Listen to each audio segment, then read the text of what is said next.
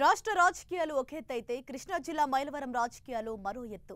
ఈ సీటు పైన ఇప్పుడు అందరి చూపు పడింది. ఎవరు గెలుస్తారనే ఉత్కంఠ నెలకొంది. ఓవైపు మంత్రి దేవినేని ఉమా, మరోవైపు మాజీ మంత్రి కుమారుడు వసంత కృష్ణప్రసాద్ పోటీ చేస్తుండడం, గెలుపుపై ఇద్దరు ధీమా వ్యక్తం చేస్తుండడంతో మైలవరంలో మొనగాడు ఎవరనే దానిపై సర్వత్రా చర్చ జరుగుతోంది. కృష్ణా జిల్లా మైలవరం నియోజకవర్గంలో ఇద్దరు హేమాహేమీలు పోటీ చేస్తుండటంతో గెలుపు ఎవరిని వరిస్తుందనే దానిపై అందరి దృష్టి పడింది. ఈ నియోజకవర్గంలో 2,59,500 మంది ఓటర్లుండగా వీరిలో స్త్రీలు 1,30,812, పురుషులు 1,28,673 మంది ఉన్నారు. టీడీపీ అభ్యర్థిగా సిట్టింగ్ ఎమ్మెల్యే దేవినేని ఉమామహేశ్వరరావు పోటీ చేయగా వైసీపీ నుంచి మాజీ మంత్రి కుమారుడు వసంత కృష్ణప్రసాద్ బరిలో దిగారు. అటు ప్రచారం, ఇటు ఎన్నికలు, ఇక డబ్బులు పంచడం దగ్గర నుంచి జన సమీకరణ వరకు అభ్యర్థులు నువ్వా నేనా అన్నట్లు పోటీ పడ్డారు.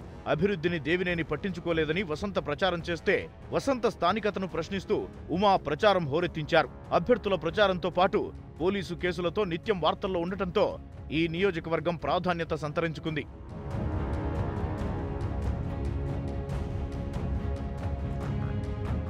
దేవినేని ఇప్పటికే 2 సార్లు ఎమ్మెల్యేగా గెలుపొందారు. ఈ ఎన్నికల్లో విజయం సాధించి హ్యాట్రిక్ కొట్టాలని చూస్తున్నారు. ఇక వైసీపీ నుంచి కాజా రవికుమార్ టీడీపీలోకి రావడం, బొమ్మసారి సుబ్బారావు ఓటింగ్ ఉమాకు ప్లస్ అవుతుందని భావిస్తున్నారు. కమ్మ సామాజిక వర్గం అధికంగా ఉండటంతో ఆ ఓట్లు ఉమకే పడ్డాయన్న ధీమాలో టీడీపీ శ్రేణులున్నాయి. ఇక వైసీపీ అభ్యర్థి వసంత కృష్ణప్రసాద్ కు మాజీ ఎమ్మెల్యే జ్యేష్ఠ రమేష్ బాబు అండగా నిలబడటంతో వసంతకు ఓటు బ్యాంకు పెరిగింది. ఉమాపై అవినీతి ఆరోపణలు వసంతకు కలిసొచ్చే అవకాశం ఉంది. ఇక కమ్మ సామాజిక వర్గంతో పాటు ఇతర కులాల ఓట్లు తమకే పడ్డాయని వసంత వర్గం అంటోంది. మరోవైపు జనసేన అభ్యర్థి గాంధీ టీడీపీ ఓట్లను చీల్చారనే ప్రచారం సాగుతోంది.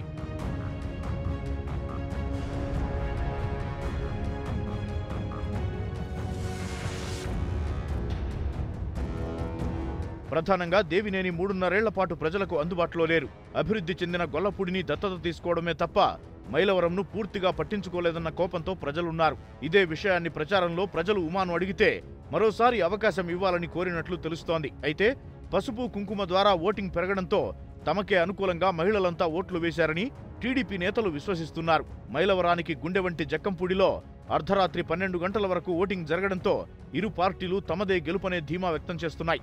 దాదాపు ఈ ఒక్క నియోజకవర్గంలోనే 40 కోట్లకు పైగా అభ్యర్థులు ఖర్చు చేసినట్లు తెలుస్తోంది.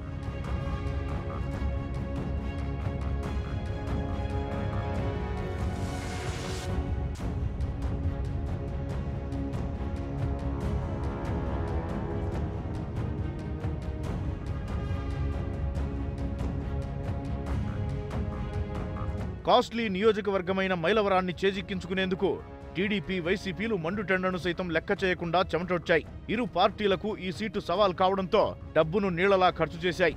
ఇక ఈ సీటు ఎవరు గెలుస్తారనే దానిపై నరాలు తెగే ఉత్కంఠకు తెరపడటానికి మే 23 వరకు వేచి ఉండాల్సిందే.